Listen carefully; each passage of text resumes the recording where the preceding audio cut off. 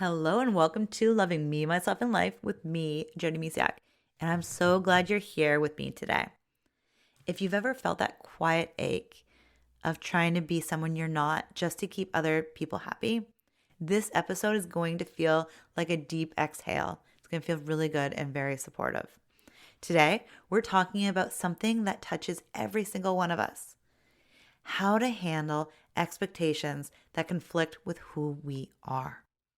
Whether it's your family's version of your life, your partner's expectations, your boss's demands, or even the version of yourself you think you should be. When those expectations clash with your authentic soul, it creates pain, resentment, anxiety, and eventually burnout. But it doesn't have to stay that way. In the next 10 minutes, I'm going to walk you through why this happens, how to recognize it, and most importantly, how to lovingly choose yourself without becoming cold, selfish, or rigid without guilt. Because when you're truly authentically you, that's probably not going to happen. We're full of love, right? We're not going to be cold and rigid. So grab your favorite drink, get cozy, and let's dive in. Let's start with a question I want you to answer honestly right now. Just place your hands on your heart. Take a deep breath in. Let it go. Where in my life am I currently performing? Where in my life am I currently performing? You know what I mean by performing. Smiling when you're exhausting, saying yes when your whole body is screaming no, staying in a relationship or job because leaving would disappoint people. That performance usually comes from one place: unspoken or spoken expectations that don't match who you truly are. These expectations show up in sneaky ways. You should be further along by now. Good daughters call their mother every day. Real men don't cry or need therapy. If you really loved me, you would. Spiritual people don't get angry. You're too sensitive, too ambitious, too much, not enough. Have you ever heard any of those? If you're raising your hand right now, you're not alone, or nodding your head. Every single one of those statements is someone else's idea of who you should be. Yeah, somebody else thinks you should be.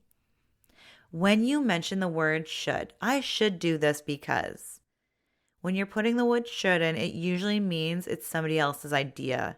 It's not yours. Because if it was, you could be like, I want to do this, or I'd like to do this, or I need to do this. But I should do this is usually based on somebody else's thoughts. So just keep that in mind as you go about your day. And when we internalize them, all those sayings, all those words, we start abandoning ourselves to meet their standards. Not ours, but theirs. And I've been there myself too, where I would do things because I thought people thought I should do them. And that's why it's really important to understand your values too. And we talked about that a little bit in last episode as well. Values are super important. When you know what you want, what is true for you, then you can start saying yes to things from a place of love and understanding, and know exactly from the same place, from a place of love and understanding. For years, I did the same too. Pleasing everybody else around me, making sure that everybody else was comfortable. And it can be really tiring, really wearing. Feeling too sensitive. That was one I definitely heard a lot. And I never felt I was living up to their expectations either, like that I should be further along. I also had different things about marriage and you need to be married before kids. There's a lot of things. Now, I'm not saying all of them are not true for me, but there's just a lot of things I had to learn to distinguish between my family's beliefs and thoughts and my own, what was true for me. Because we all have our own thoughts and what's true for us. But no one else can tell us what that is. We got to figure that out for ourselves. I even had a hard time moving across the country because I didn't want to leave my family. I didn't want to disappoint them. I didn't want them to feel like I was leaving them.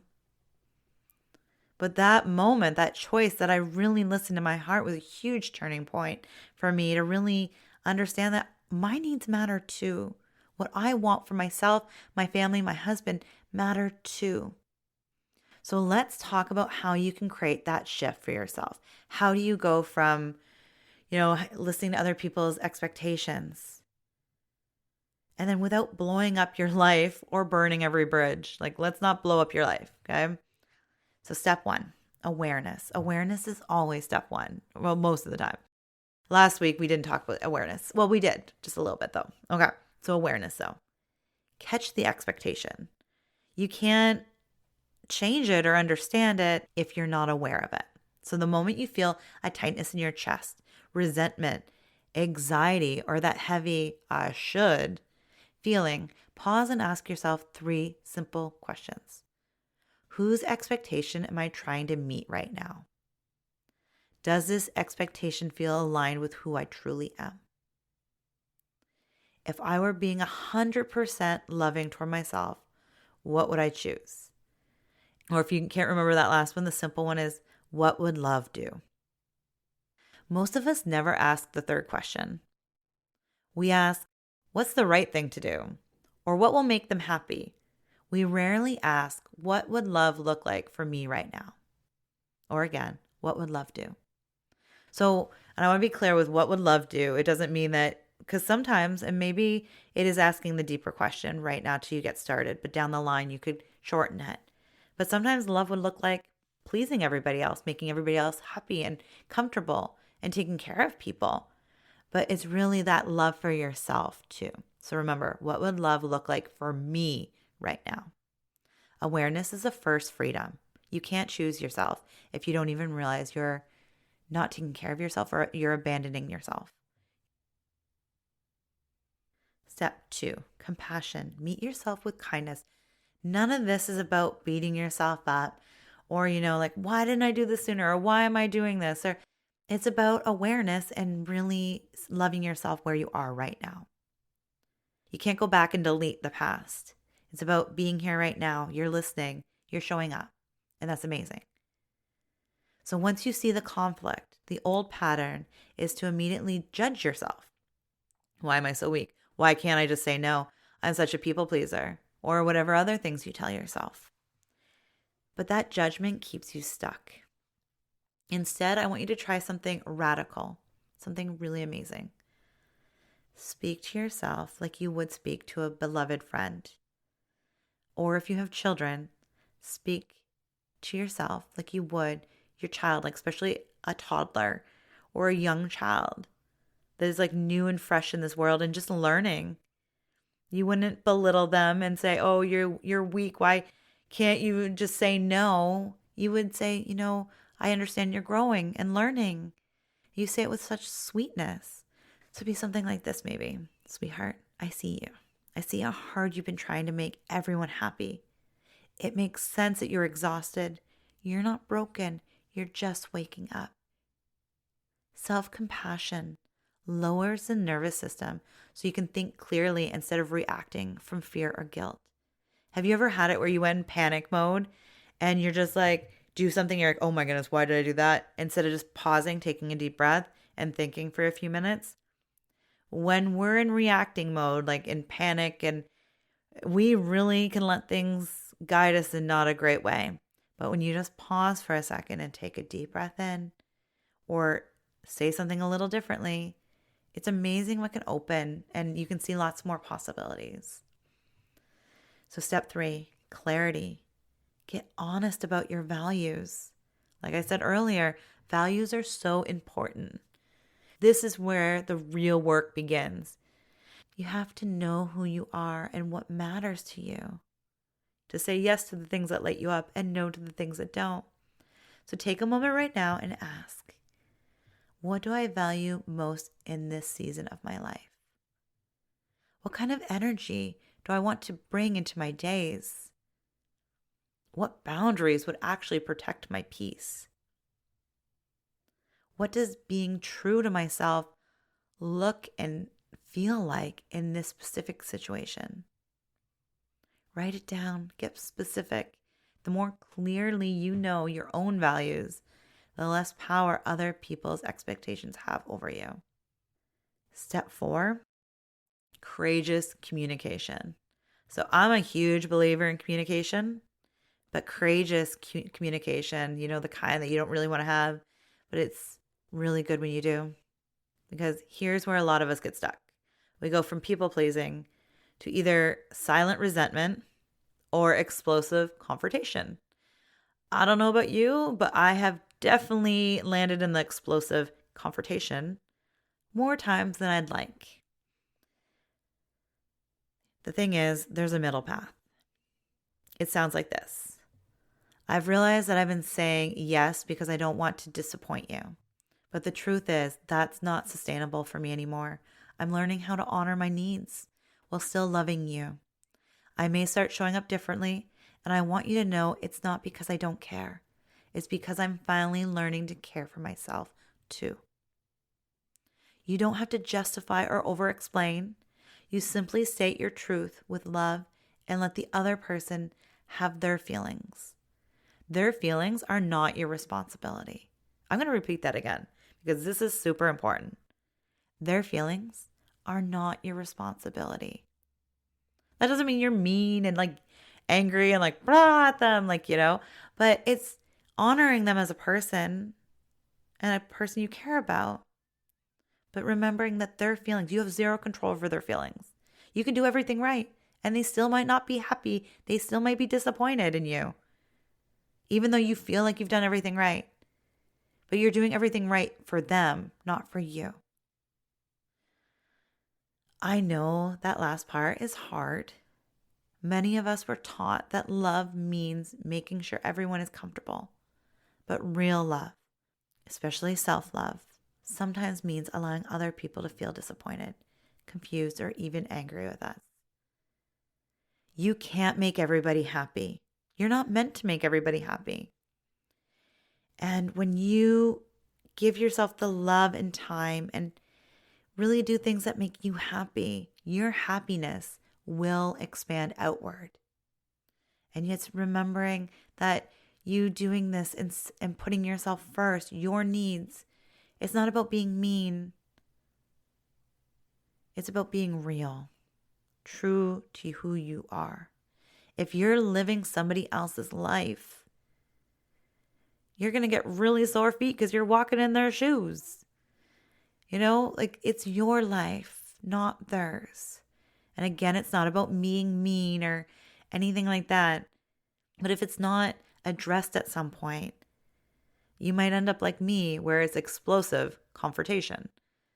I have that sometimes with my husband if something's bothering me and it keeps bothering me. And I don't just tell him in a loving tone, hey, I don't love this laying around the house. It's simple, small stuff. But it might be simple, small stuff for you, or it might be big stuff. But the simple, small stuff can sometimes turn into the big stuff. But I always find if I have a conversation early on, I'm less likely to get explosive and yell all over the place.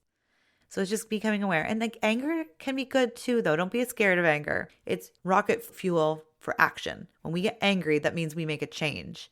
When we're in the lower energies like guilt and shame and blame, we have a harder time making decisions and moving forward. But when we get into anger is I'm sick of this. I'm going to show you. I'm going to do something about it. It doesn't mean you have to be angry all the time, but it's being mindful of those moments where anger can really move you into the next amazing level in the empowerment scale. And here's the beautiful part. When you start choosing yourself from a place of love instead of guilt or being a rebellion, I'm going to rebel against you, I'll show you. Been there, done that too, by the way. You actually become more loving towards others because you're no longer giving from an empty cup. You're choosing you. So it's a really, really beautiful thing when you become more loving towards yourself. You're now not angry all the time. You're not all sad all the time or resentful all the time or be like, God, why do they want me to do this all the time? You're showing up for you. And then you radiate happiness and love. And it's a really beautiful place to be. So here's your loving reminder for today. You are allowed to outgrow expectations. You are allowed to change. You are allowed to disappoint people and still be a good person. You are allowed to choose yourself without apology. The world will not fall apart if you stop shape-shifting to fit into everyone else's comfort zone. In fact, when you start living as the real you, you give everyone else around you permission to do the same.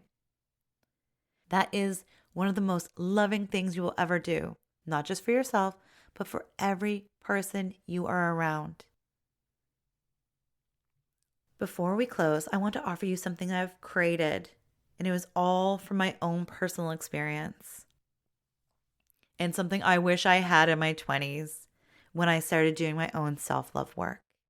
If you're ready to go deeper into this work, if you want to finally break free from people-pleasing, perfectionism, and the exhausting weight of other people's expectations, I created a beautiful self-paced program called A Course in Self-Love.